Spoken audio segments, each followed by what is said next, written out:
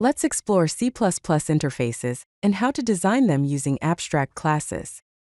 An interface in C++ is implemented using an abstract class. Here's an example. We declare a class called shape. Inside it, we have a public section where we define virtual functions. A virtual function specifies the area, which returns a double, and is declared constant and set to 0, making it a pure virtual function. We also declare a virtual function named perimeter, which also returns a double and is constant, also set to 0. Finally, we include a virtual destructor, which is crucial for proper memory management when dealing with inheritance. This setup defines a basic interface for shapes, ensuring that any class that implements it must define the area and perimeter methods. So, what exactly is an interface in C++? An interface is essentially an abstract class containing only pure virtual functions. It serves as a contract that derived classes must adhere to. You cannot create an instance of an interface directly. Interfaces enable polymorphic behavior, meaning you can treat objects of different classes in a uniform way. Also, C++ supports multiple inheritance, allowing a class to implement multiple interfaces. Here is an example. We declare a class called drawable. Inside it, we have a public section where we define virtual functions. A virtual function specifies the draw, which returns void and is declared constant, and set to 0, making it a pure virtual function. We also declare a virtual function named resize with int width and int height parameters, and is declared to 0. Also, we include a virtual destructor with default implementation. Now let's see how to implement an interface in C++. First, we define an interface called printable. It has a pure virtual function named toString, which returns a standard string and is declared constant. It also includes a virtual destructor. Next, we create a class named rectangle, which inherits from printable. Inside rectangle, we have private member variables, width and height, both of type integer. In the public section, we define a constructor that takes two integers w and h and initializes the width and height. We then implement the toString function, overriding the pure virtual function from the printable interface. This function returns a string that describes the rectangle's dimensions.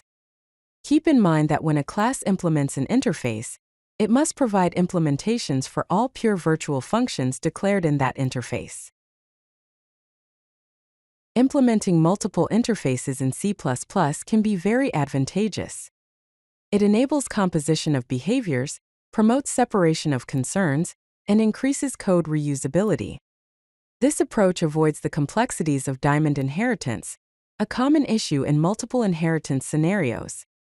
Moreover, it supports polymorphism across different interfaces, allowing objects to behave differently based on the interface being used. Let's see an example.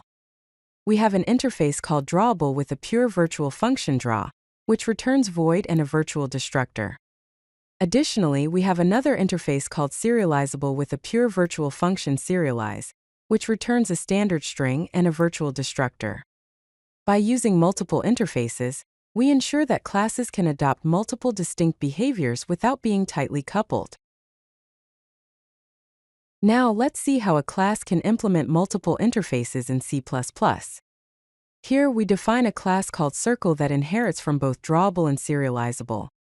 Inside circle we have private member variables, radius, which is a double, and x and y, which are integers representing the circle's center coordinates.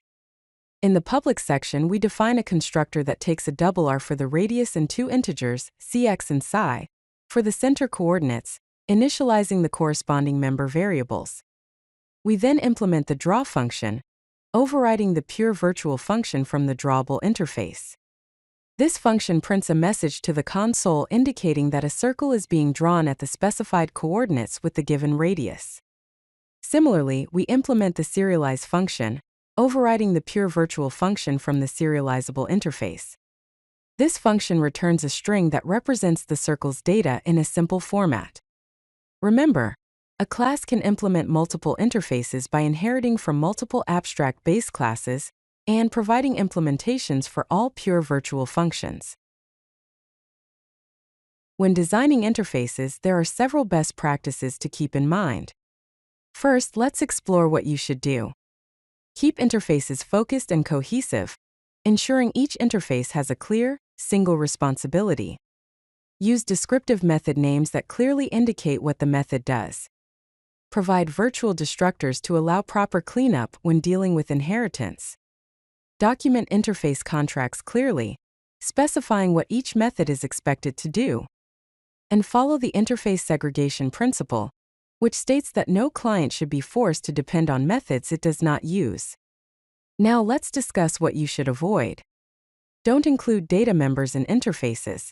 Interfaces should only define behavior. Avoid non-virtual methods, as interfaces are meant to define a contract for polymorphic behavior. Don't create overly large interfaces. Keep them small and focused. Avoid including implementation details in the interface definition. Lastly, don't forget to use the override keyword when implementing interface methods in derived classes.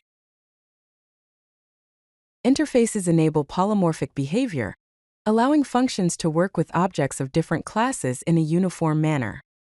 Consider these examples. We define a function named renderObject that takes a constant reference to a drawable object. This function can work with any class that implements the drawable interface. Inside the function, we simply call the draw method of the object. Similarly, we define a function named saveObject that takes a constant reference to a serializable object. This function can work with any class that implements the serializable interface. Inside the function, we call the serialize method of the object to get the serialized data and then save it to a file or database. This demonstrates how interfaces enable functions to operate on objects of different concrete types, as long as they implement the required interface. To summarize, interfaces in C++ are implemented using abstract classes with pure virtual functions. They define a contract that derived classes must fulfill. They enable polymorphic behavior and code reuse, allowing objects of different classes to be treated uniformly. C++ supports multiple interface implementation, enabling classes to inherit from multiple interfaces. And interfaces promote loose coupling between components, making systems more flexible and maintainable. In conclusion, interfaces are a powerful design tool that help create flexible, maintainable, and extensible C++ applications. If you like this video, hit that like button and don't forget to subscribe. Visit CodeLucky.com for more such useful content.